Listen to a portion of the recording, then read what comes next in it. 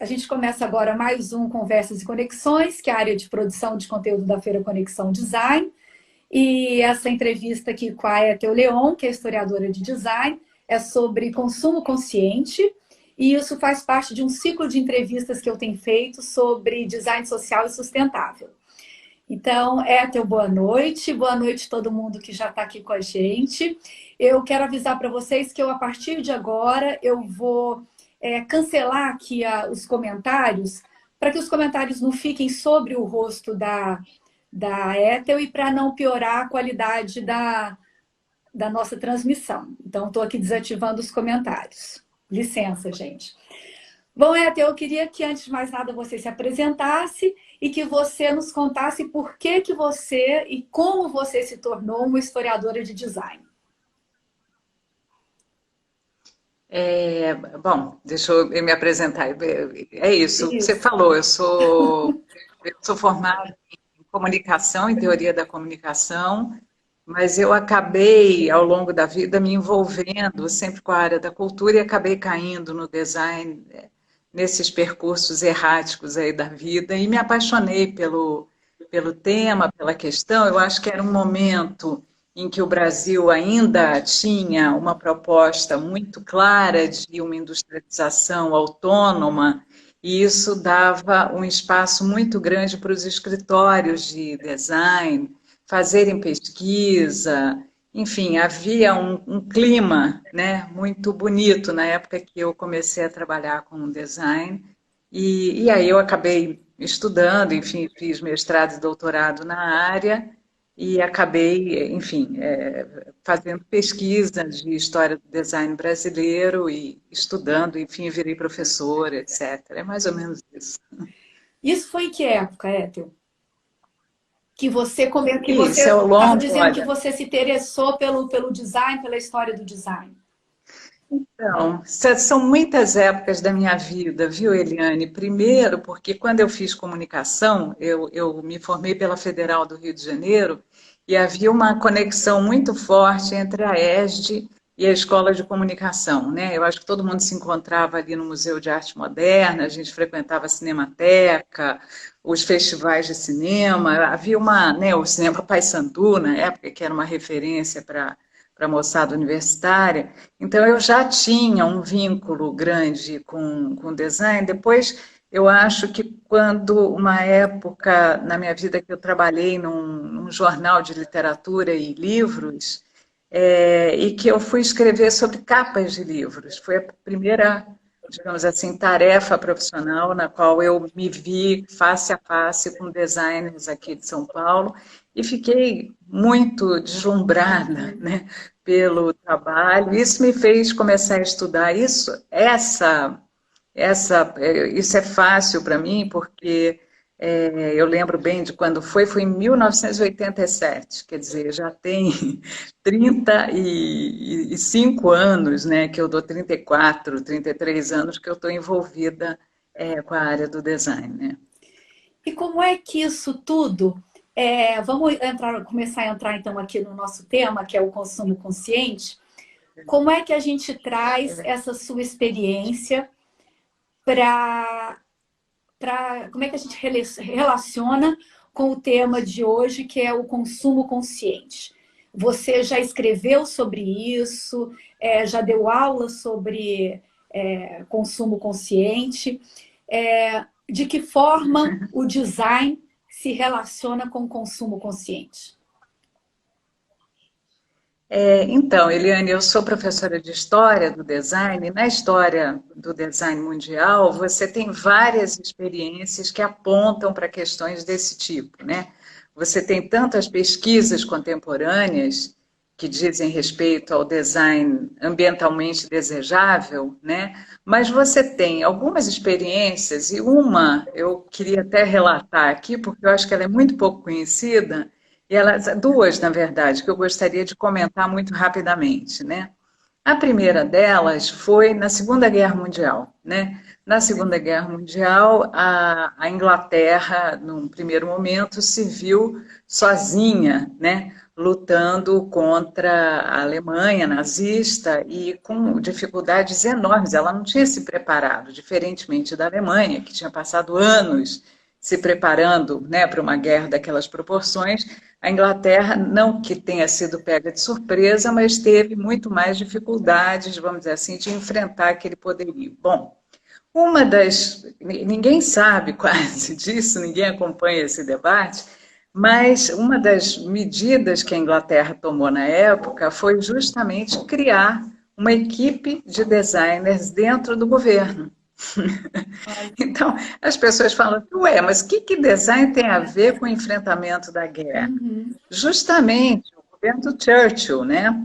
Ele criou um núcleo de designers que, junto a planejadores do governo, eles determinaram aquilo que podia ser produzido e como seria produzido. Então, assim, toda a produção de metal, por exemplo, era exigida pela indústria bélica inglesa. Então, os móveis, por exemplo, que passaram a ser feitos, não podiam usar metal, ou tinham que usar metal em pequenas proporções, né? Houve como é que se chama isso? Um racionamento do consumo de bens duráveis, uma coisa de proporções que a gente não imagina. Ninguém podia comprar móveis, por exemplo. Você só podia comprar móveis se você fosse se casar ou se você tivesse tido sua casa bombardeada. Indústrias de móveis que trabalhavam, por exemplo, com madeira laminada, foram direcionadas a trabalhar para a indústria aeronáutica e não mais fazer móveis. Então, quem fazia móveis eram fábricas pequenas, marcenarias, enfim, houve toda uma logística, mas que teve no centro estratégico dessa política uma equipe de designers que justamente desenhou, projetou roupa, por exemplo, as camisas dos homens, né, eram projetadas com colarinhos que eram retiráveis, porque o colarinho é a primeira coisa que estraga numa camisa. Então, para você não ter que repor camisa, você repunha colarinho, né? E quem desenhava a roupa, inclusive dos ingleses, que também era comprada com cartões de racionamento, eram os estilistas da rainha. Então, foram designers e estilistas de moda de altíssimo nível que se encarregaram de reorientar a produção industrial inglesa naquele momento. Então, essa é uma política de consumo. Isso é uma política... Não, pode falar, Éter. Levar... Não, é uma política, vamos dizer assim, levada, construída num período de crise, né? E que se mostrou extremamente eficiente, né? Extremamente eficiente, tanto que ela durou no pós-guerra. Ela não acabou quando a guerra acabou, como havia ainda todo o período muito difícil da reconstrução, você teve, então, uma fase em que essa política perdurou, né? E você teve um planejamento do consumo. Essa eu acho que é uma experiência muito bacana da gente analisar e entender, porque ela pode ser mobilizada a qualquer momento, né? A qualquer momento. Numa crise, são medidas que você tem que tomar, são medidas muito drásticas, mas que você enfrenta de maneira inteligente. Você não enfrenta só pelo lado da restrição, do racionamento. Você enfrenta como? Fazendo, por exemplo, um desenho de móveis muito bacana. E são bacanas os móveis desse período, por exemplo. E as roupas, se diz, até que os ingleses aprenderam a se vestir nesse período. Nessa época. Porque o gosto melhorou. Essa é uma experiência, por exemplo. Ué, então, eu acho que a história... Tem um filme maravilhoso, né, sobre a história do Churchill.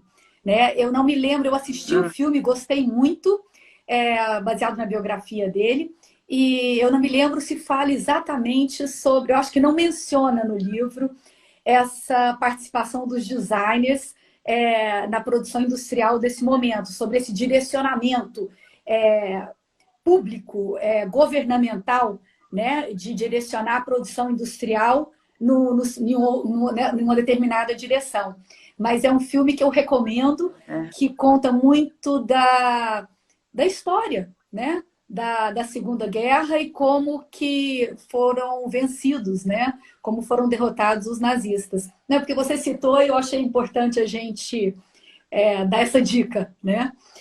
O Ethel, então, antes da gente falar até da responsabilidade do consumidor, já que você puxou esse assunto, eu queria falar então sobre a responsabilidade do designer, né, nessa conjuntura, né, de ter a responsabilidade de promover também o consumo consciente e de promover uma produção, né, mais consciente.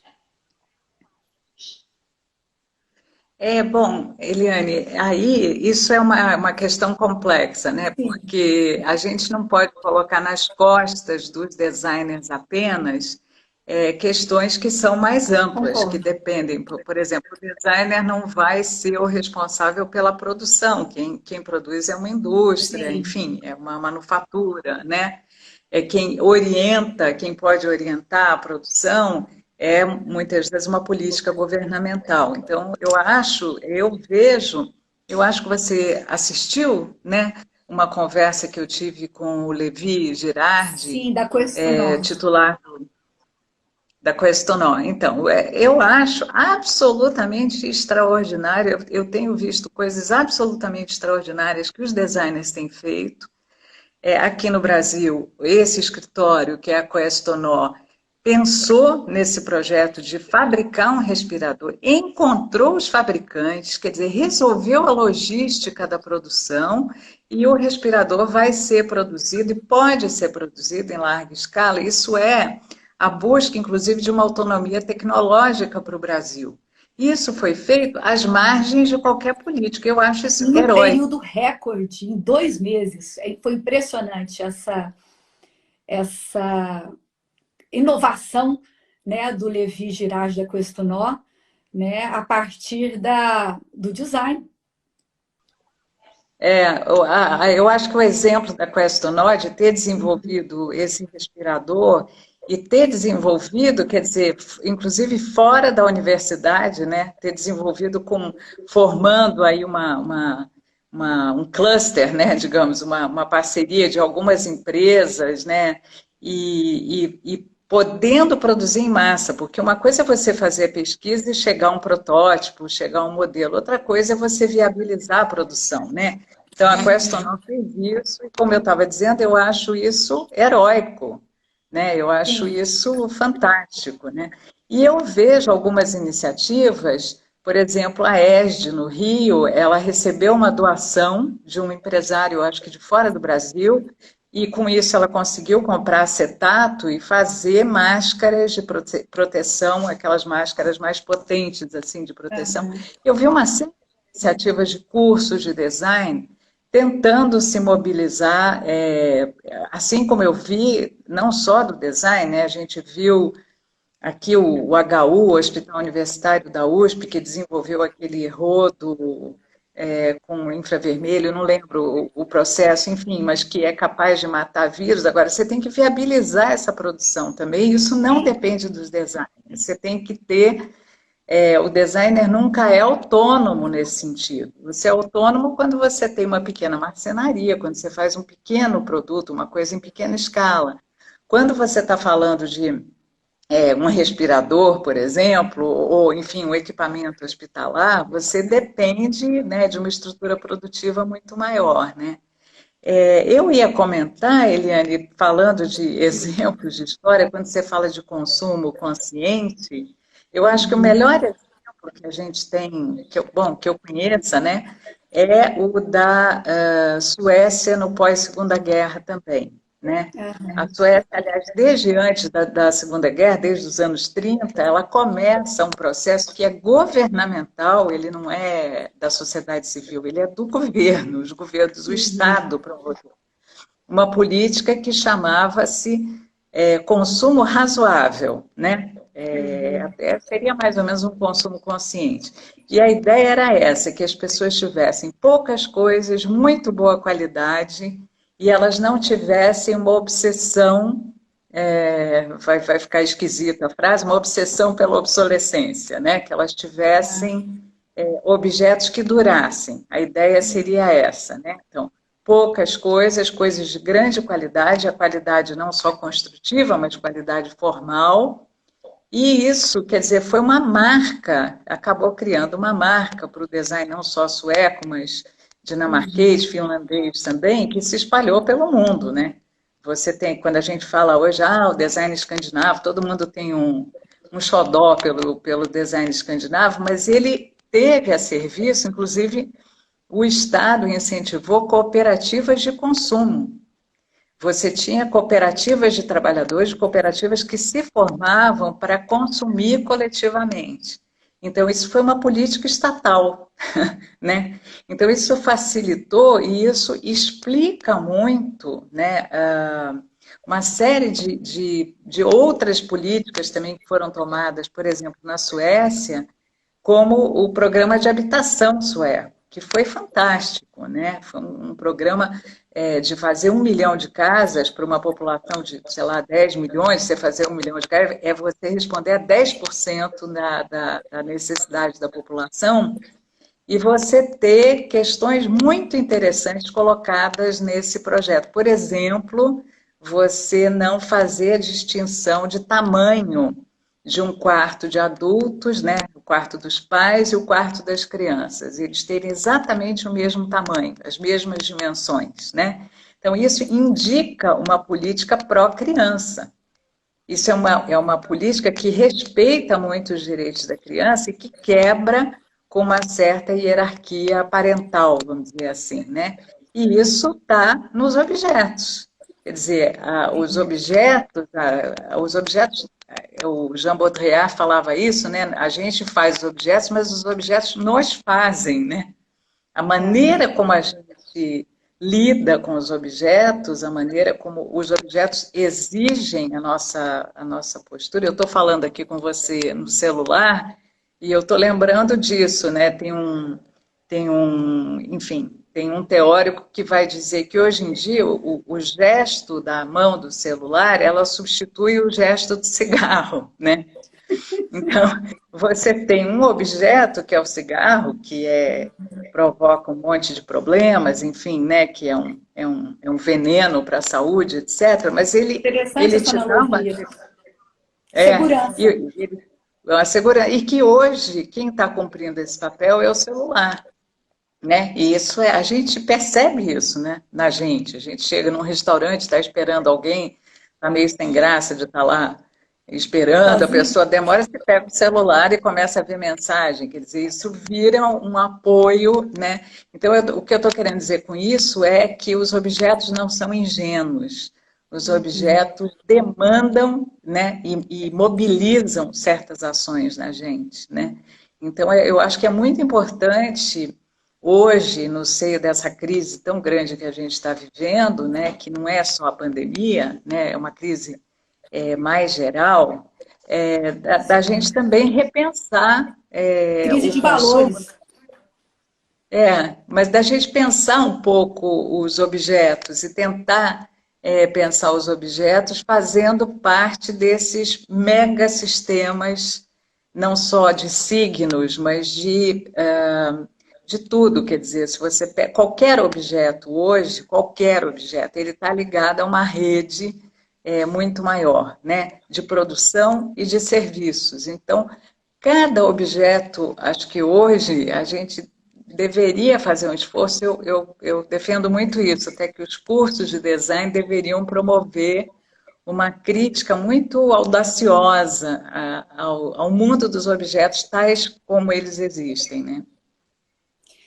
E como você está dizendo, Ethel, você acha que, por exemplo, a indústria e os governos são eles que vão ser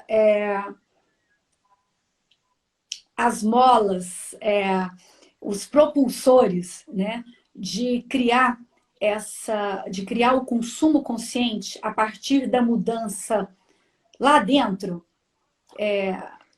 Ou você acha Não, que o inverso, É a pressão da sociedade que vai fazer com que a indústria mude, os governos mudem, e isso vai gerar um novo ciclo. Né? Você estava falando do produto, mas aí eu volto também, mas quem produz o produto em larga escala é a indústria. Né? Que a forma de produzir também tem muito a ver com as políticas de governo. Né? Então, o que você acredita que vai fazer essa engrenagem se movimentar de verdade? Não, eu não acho que hoje em dia, eu acho que os governos, em geral, estão na retaguarda. Não estão na vanguarda. Não acho. Acho que isso, todas as iniciativas aqui no Brasil, então nem se fala. Aqui no Sim. Brasil, o que a gente está vendo de iniciativa está partindo e de grupos sem poder, inclusive, né? Sem poder, quando eu estou falando da história do respirador ou das máscaras, né? Não estamos falando de lugares de poder. A gente está falando Não. de lugares completamente apartados do poder, né? Uma Então, pequena não empresa, acho. por exemplo. Ou a pesquisa na universidade que está sendo tão combatida, né? A universidade brasileira tem feito esforços extraordinários aí, né? Seja para produzir testes contra o Covid, enfim, uma série de tudo que a gente está lendo, né, nos jornais. Sim. E a universidade está sob ataque, né? Então, eu não acho que isso. É claro que há alguns governos que, por exemplo, têm investido. A Alemanha tem feito isso, tem dado muito dinheiro, por exemplo, para o desenvolvimento de vacinas, uma série de coisas. Mas eu acho que hoje no mundo a ação para mudanças ela está vindo de fora, completamente de fora das instituições governamentais, né? Não acredito que elas estejam hoje na vanguarda de qualquer política, né? Claro que com exceções, evidente, né? E, Ethel, você falou há pouco sobre comportamentos, né, pós Segunda Guerra Mundial, e nesse período também houve crises, né, do pós-guerra, né, de fome, né, cidades destruídas, e isso exigiu da indústria uma força, né, de reconstrução e logo depois uma pujança, né, de produção industrial e as pessoas consumindo, tendo acesso a equipamentos que nunca tiveram, como geladeira, televisão, máquina de lavar roupa. E nessa época já, anos 50 e 60, dessa grande pujança, né, pós-guerra, também foi quando começou a preocupação com a finitude dos recursos naturais. Né?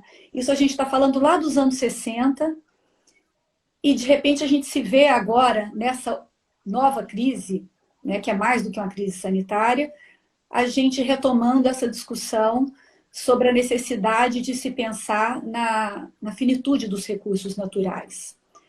Então, a história, e você como historiadora, tem esses ciclos, né? Você acredita que a gente está entrando num novo ciclo de questionamento e que a gente pode evoluir a partir disso? Eu adoraria pensar que sim, né? Eu adoraria pensar com muito otimismo. Eu, quando vi as filas que se formaram quando reabriu o comércio chinês, eu fiquei muito triste, né? Porque foram, né? Parece que as pessoas estavam com um consumo represado durante o período de quarentena, de confinamento, e que no momento em que o comércio abriu, né? Vão aqui aquele monte de gente frequentar as lojas, etc. Né? Mas eu acho que a gente está num momento que, como toda crise, é isso, né? É um momento de pensar questões novas, de rever alguns cânones, né, pelos quais a gente tem se movido e vivido, e isso é esperançoso, né? Eu acho que é engraçado que essa semana eu estava lendo um teórico do design que é um ambientalista, que é o Tony Fry, né? E ele, uma das questões que ele vai falar muito é da questão da reparação, do conserto, o conserto das coisas, né? Como a gente perdeu qualquer capacidade de consertar, de fazer pequenos consertos, de fazer pequenas reformas, e como E não esse por acaso, né, Theo? Desculpa eu te interromper. Não por acaso. É o que você estava dizendo agora há pouco da obsolescência, né, programada, em que a gente foi acostumado, a partir do momento que algo se estraga em casa, joga fora e compra outro. Quer dizer, isso é sim, toda uma cultura, né, de sim. marketing, de publicidade por parte da indústria, né, de criar essa cultura de que estragou, joga fora e compra outro. Mas você vê hoje, quer dizer, eu tenho visto isso até de jovens designers e de jovens em geral, uma atitude, mas, claro, isso é tudo muito.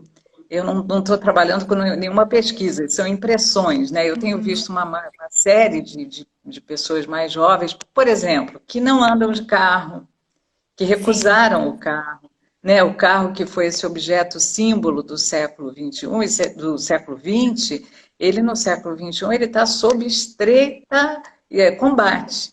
E o carro é sim, isso, o carro é esse objeto que está ligado a um mega sistema, né? O sistema da sim, extração do petróleo, da distribuição do petróleo, da cadeia de produção de automóveis, de reparo dos automóveis. Você tem uma cadeia das estradas, da conformação das cidades, quer dizer, o carro é um elemento central na nossa cultura e ele está sob ataque, né? O que é excelente, porque de fato isso já está mais do que provado, né? Que o carro realmente é extremamente nocivo, é uma das fontes de maior poluição, enfim, é completamente nossas cidades vandalizadas pelo automóvel, isso está sob intenso questionamento hoje, né? E eu acho que isso tem um significado importante. Eu vejo também jovens, por exemplo, que eu vi isso muito até na Alemanha, né? Você não quer um móvel, você deixa na tua porta, passa alguém, pega o móvel quebrado, ele vai ser sim. consertado. E o próprio, eu estava falando do automóvel, porque o automóvel, além de todo o mal que ele faz, que a gente sabe, eu acho que ele traz uma questão que aqui no Brasil, então, a gente é completamente fissurado nisso, né? Você não pode, o carro não pode ter um arranhão, o carro tem que estar brilhante, ele tem que estar liso, ele tem, ou seja, há É um uma símbolo de visualidade. status, né? Um símbolo de status, de poder, e isso tem a ver com os valores, né? E é um símbolo também da juventude, né? É o Uhum. símbolo, aquele carro que não tem marcas, é uma pele que não tem rugas, né? Então, quando você muda a maneira, quer dizer, você rejeitar o carro, não é só você rejeitar todo esse sistema, é você rejeitar também uma coisa cígnica, né? É você estar rejeitando essa propulsão e essa extrema valorização desse novo que não se repara, né? Desse novo que deve ser substituído a cada momento e que enfim, e que é fonte, né? Dessa indústria poluidora em amplo, eu estou falando em amplo espectro, né? Uhum. Então, eu vejo movimentos que são muito positivos, né, em relação à crítica do consumo. Mas eu acho que a gente ainda está muito longe, né, de ter uma crítica mais radical, né? Hoje, eu acho que essa situação de pandemia, eu acho que ela coloca um monte de Sim. questões, assim, para a vida cotidiana, né? Uhum. Então, se a gente pensar assim que a casa, né, a casa que a gente vive, no passado, no século XIX, no Brasil, eu cheguei a ver, eu sou muito urbana, eu cresci em cidade, em apartamento, eu nunca, enfim, mas eu conheci muita gente que tinha, até hoje, avós, né, que moram em sítios que são quase que completamente autônomos, autárquicos, né? Então, que tem lá a horta, tem pomar, cria galinha, cria... Então, a casa foi, durante muito tempo, um lugar de produção, né? Uhum. Foi um lugar de produção de alimentos, um lugar de produção das refeições, né? E isso foi se perdendo com a urbanização, né? E Que é você um tem... conceito bacana também que o Gandhi defendeu no pós-guerra, pós-segunda guerra, no final dos anos 40, que era dos vilarejos na Índia passarem a serem autônomos, né? A gente que tudo que é consumido ali, tudo que é produzido ali é prioritariamente consumido pelos que moram ali, né? Agora, isso e a relação, né, com o meio ambiente, o respeito ao próximo, a si mesmo, à família, aos vizinhos, né, aos animais, aos recursos naturais. Mas também tem outro ponto, que a gente, hoje a gente não pode, com esse tamanho da população mundial, não dá para a gente pensar só na pequena produção. Precisa ter escalas maiores para dar conta de atender a todo mundo. Né? E para isso precisam ter indústrias mais responsáveis, empresas que assumam a sua responsabilidade. Né?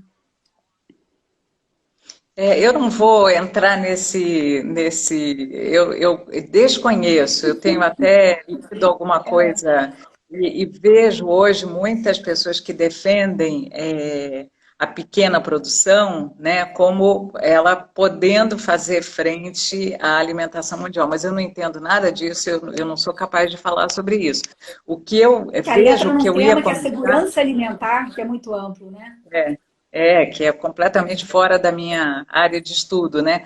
Mas o que eu vejo hoje é que, por exemplo, você tem a casa urbana, né, que ela foi se tornando muito dependente dos serviços da cidade e que na hora que essa cidade lhe falta, né, na hora Como a que gente está alguns vendo serviços agora.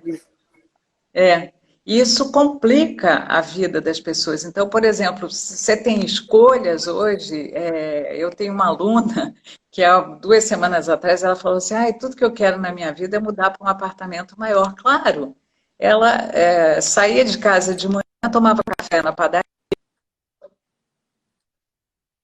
voltava para casa depois de ter ido para o bar com os amigos, ficava na rua até tarde, voltava para casa. O que, que é a casa? Né? É um ponto de dormir, de tomar banho, enfim, são serviços mínimos que a casa tem que prestar, porque a cidade está te ofertando os outros serviços. Na hora que isso é cortado, ou isso é parcialmente interrompido, você começa a questionar uma série a tua habitação, né? Por exemplo, se você mora, um casal que mora num espaço único, né? Num loft, num apartamento sem paredes, loft, e agora os dois estão trabalhando, né?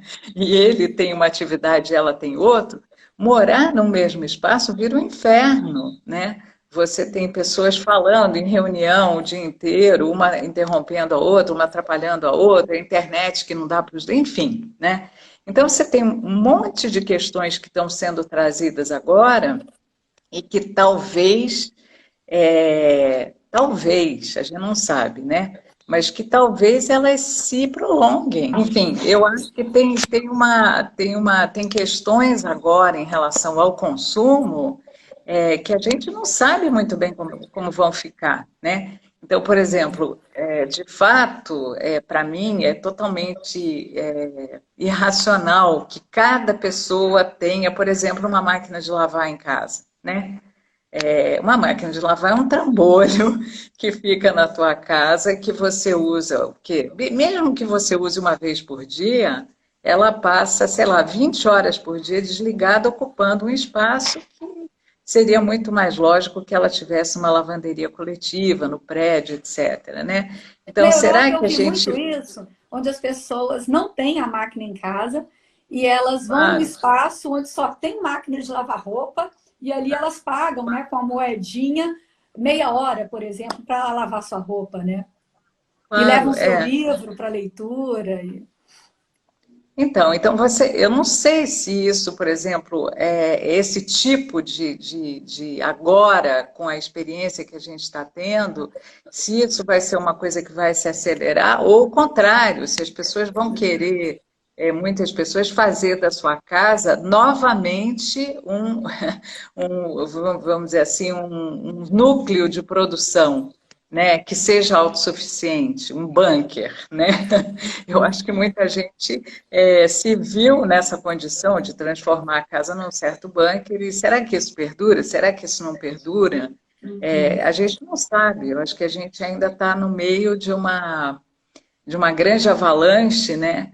E sem saber o quanto, por exemplo, isso que a gente está fazendo aqui, né? Essa reunião pelo celular, isso se acelerou de um jeito agora, né? A Zoom, por exemplo, a empresa Zoom, o que ela não sei, centuplicou, né, seu capital nesses 2 meses agora, porque todo mundo acabou, Está sendo né, muito adquirindo demandada.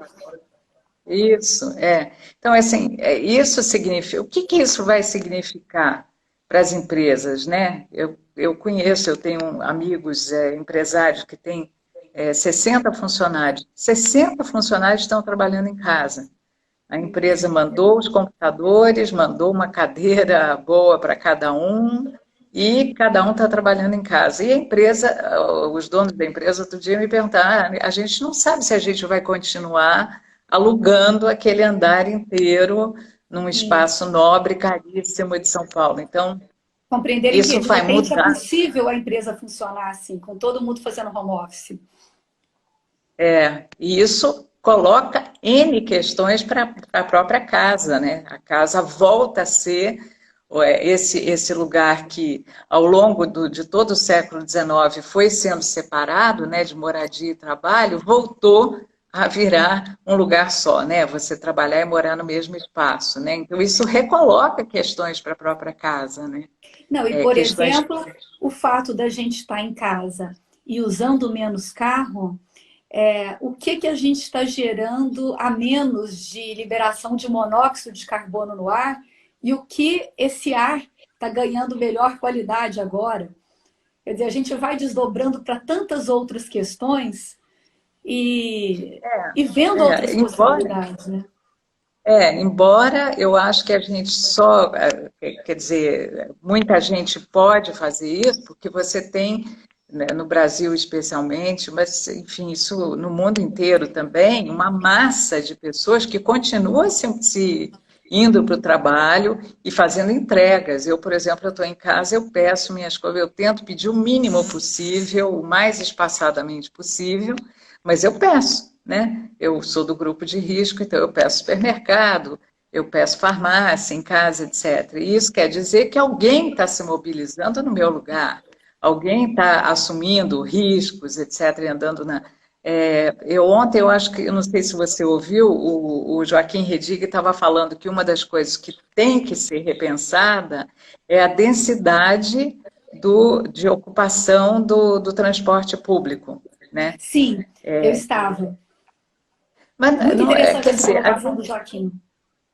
mas a gente já tem uma densidade de ocupação do transporte público aqui no Brasil que é imoral, né?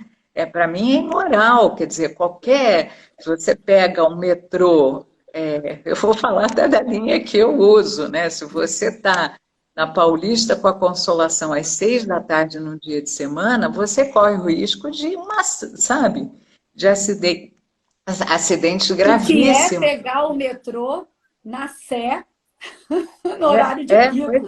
Você às vezes não pois consegue descer do vagão ou entrar. isso. Ou você vai com a massa Então, empurrado. É uma loucura, né? ou os trens que vão para a periferia do Rio, enfim, você tem hoje isso já era um problema muito, muito grave, né? Então a gente talvez olhe para ele agora com mais atenção, mas isso não quer dizer que ele seja novo, né? Eu acho que já era um problema muito brutal, né, do nosso cotidiano, né? E eu acho muito interessante, eu tenho visto alguns textos escritos sobre isso, a gente, nesse momento, observar isso que você estava dizendo, quem são as pessoas que estão movimentando a economia agora, né? Esses entregadores, os motoboys, né? As pessoas simples que continuam trabalhando como caixa de supermercado, como atendentes, e que são pessoas que, na maioria dos casos, não têm uma cobertura de saúde, não contribuem com a previdência, não vão, muito menos com previdência privada, porque não tem nem condição, talvez nem informação de que isso exista. E a necessidade que a gente tem agora de olhar para essas pessoas e criar um movimento de valorização dessas pessoas, que elas não podem estar à margem dos direitos básicos de qualidade de vida, né? Eu acho que, bom, isso também foge completamente aí a coisas que eu estudo, mas eu acho que isso ficou muito claro, né, que a saúde pública é um bem vital e ela tem que ser universalizada, a gente tem que lutar para ter o SUS, para ter saúde pública de qualidade para todo mundo, né? E que a gente tem que ter uma rede de transporte decente e que a gente tem que repensar nossas cidades. Eu acho que essas já são questões, já eram pautas pré-existentes, né? Só que elas ganharam a dramaticidade do momento. Sim. Né? Elas ganharam essa, mas isso de você ter, isso eu não entendo disso, mas meus amigos arquitetos, urbanistas sempre discutem isso, né? Se você mora lá em Itaquera e você trabalha na Zona Sul, e são 4 horas de transporte, 6 horas de transporte dia que você usa, é uma sobrecarga do sistema de transporte, é uma sobrecarga pessoal, é vida que você está tirando de uma pessoa, né? Você deixar a pessoa num transporte desse, quer dizer, isso tem que ser repensado, isso já tinha que ter sido repensado, né? Por nós, né? E eu acho que nesse ponto, quer dizer, se você pensa, né, nas estratégias de mudança de transporte coletivo, de compras coletivas, uma série de questões de hoje, eu acho que o design tem muito a fazer. Eu acho que o design tem tarefas imensas a fazer para que, tanto que o metrô original de São Paulo, quando ele foi criado, do Rio também, ele teve a participação de designers. Hoje, talvez o melhor mapa do metrô que existe, do sistema de transporte público que existe no Brasil, foi criado por designers de maneira quase que independente, que é em Belo Horizonte. Então, você tem... Agora, se você chama uma empresa de fora que vem com um projeto pronto, se você não institui a obrigatoriedade de você ter mapas no transporte público da cidade, se você não institui a obrigatoriedade... Enfim, você tem uma série de políticas que precisam mudar, e políticas da cidade, políticas de equipamento público, e eu acho que nesse espaço os designers têm um papel primordial, enorme, enorme. De atuação. Eu acho que vai da até a macro escala. E você falando, imagine você falando por exemplo, do sistema de transporte que já está sobrecarregado, e aí me lembra uma das coisas que eu estava lendo, me preparando aqui para essa nossa conversa, e a gente está falando dos que conseguem pagar pelo transporte público. Tem aqueles que nem acesso ao transporte público têm, porque não conseguem pagar por ele, e fazem caminhadas de horas, saem de casa de madrugada e caminham horas até chegar ao local do trabalho. E aí vem um questionamento que eu acho que a gente precisa, todo mundo se fazer, porque uma das minhas leituras aqui, em 1990, um americano consumia 14 vezes mais a energia que um chinês. E aí o questionamento do livro que eu estava lendo dizia assim, e quando o chinês passar a consumir o que o americano consome? O que vai ser dos recursos naturais? Né? E a gente chegou nisso, né? O chinês já consome. Então, a gente está num momento de repensar muito as nossas maneiras de consumo e tentar enxergar a amplitude, né, do que é esse consumo né? Entender isso como um sistema, e aí a sua colega Cristina Nogueira entende muito bem disso, né? De ver o consumo objeto integrado no sistema, e a gente vê o que cada um, né, pode tentar fazer para fazer sua parte, né? Eu dei uma viajada aqui, mas eu acho que essas coisas são tão importantes de serem pensadas e essas sementes precisam ser plantadas e as pessoas tentarem enxergar mais os contextos, não é, Ethel? Essa semana eu ouvi de um colega meu que o antropólogo Eduardo Viveiros de Castro, ao falar sobre o consumo de carne, ele até disse, bom, eu como carne, eu tenho comido menos, alguma coisa desse tipo, né? Mas eu sei que quando eu como carne, o que eu estou causando, né? Então, você está falando, por exemplo, da gente, de cada um, etc., né? Eu tenho feito esse questionamento sobre a carne. É verdade, porque se você sabe que o agronegócio, o boi hoje, né, no Brasil, A está pecuária. causando todos os males que está causando, será que não é o caso da gente assumir, comer menos carne bovina, a gente começar a questionar nossos hábitos alimentares? Eu acho que isso faz parte também, né? Acho que isso é fundamental. Eu não sou do tipo que acha que todas as soluções têm que ser apenas coletivas. Não, eu acho que há mudanças que são individuais e que, na verdade, não são individuais, são mudanças coletivas que passam pelo plano individual. Você tem que aceitar. Eu preferiria 1000 vezes que a gente, que a humanidade como um todo, ela assumisse responsabilidades, né? Sem que houvesse Individuais. necessidade não, e sem que houvesse necessidade de você impor sanções, porque você imagina o horror que pode ser uma ditadura ecológica. Uma Sim. ditadura ecológica pode ser a pior ditadura que nós já vivemos ao longo da história, porque ela vai mexer em detalhes do cotidiano, em detalhes da tua intimidade. Então, eu acho que é 1000 vezes preferível, quer dizer, você aderir voluntariamente a certos hábitos, né? Mas, ao mesmo tempo, quer dizer, para você aderir, você precisa se engajar, né, em ideias, em práticas que são coletivas. Isso que eu estou dizendo, é muito difícil a gente sozinho a gente vai ter quando a gente discute, quando a gente conversa, quando a gente lê, quando a gente participa de um grupo ativo em relação a certas Sim. práticas, enfim, a gente vai reaprendendo a viver, né? E tomando consciência, enfim, do que nossos atos acarretam, né? Sim, e participar, de repente, é o que você disse dessas associações, porque são essas associações que, por exemplo, nos dão voz, por exemplo, em audiências públicas das câmaras municipais, das assembleias legislativas, e que pressionam, né, os autores das leis a criarem leis que sejam mais compatíveis com o que a gente acredita, né, de um mundo mais sustentável, né, Teu?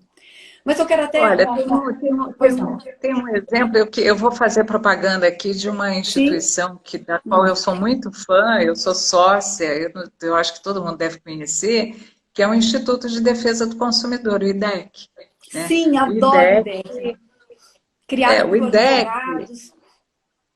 e por pessoas que eram ligadas, inclusive, ao PROCON e que saíram do PROCON e formaram, é uma ONG, uma entidade não governamental, que tem tido uma atuação absolutamente brilhante sobre. Eu até convido Sobre todo direito mundo do que está ouvindo. consumidor. E é fantástica, porque ela tem campanhas coletivas e ela examina o consumo em todas as suas dimensões. Quer dizer, ela não trata apenas do consumo individual, ela tem movido campanhas, por exemplo, pelos direitos de saúde pública, enfim, ela examina produtos em especial, né? Ela tem práticas de exigência em relação aos produtos de consumo que a gente não está acostumada. A gente não tem uma prática minuto para você se despedir, muito que você falasse dos seus cursos. Bom, desculpa. Isso.